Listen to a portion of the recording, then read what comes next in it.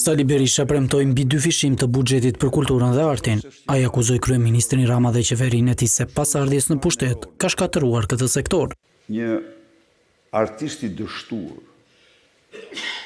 realiteti i tij, që s'kishte hapur një ekspozitë të vetme para se të bëhej kryeministër, por që kishte vjedhur dhe shitur vepra të vjedhura artistike, ikona mesjetare me vlera kolosale, me të ardhur në pushtet. Betejën e tij e nisi me artin. Pothuaj azjesoi të gjitha institucionet kryesore artistike të artit, përveç Theatrit të Operës që ka shpëtuar gjërë sot. Edhe aty ka futur durët.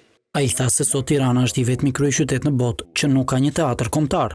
Tirana është qytet i vetmi kryeqytet në botë pa teatr kombëtar. Në një kohë kur kishte një teatr 100 vjeçar. Sot Tirana është një qytet që ka një galeri artësh të shtruar në magazin, ku piktorët nuk mund të ekspozojnë veprat e tyre.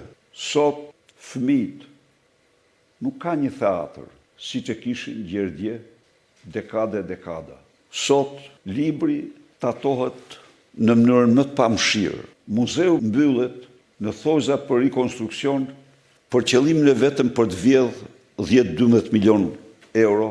Për Berishën kultura mbetet një çështje e identitetit kombëtar.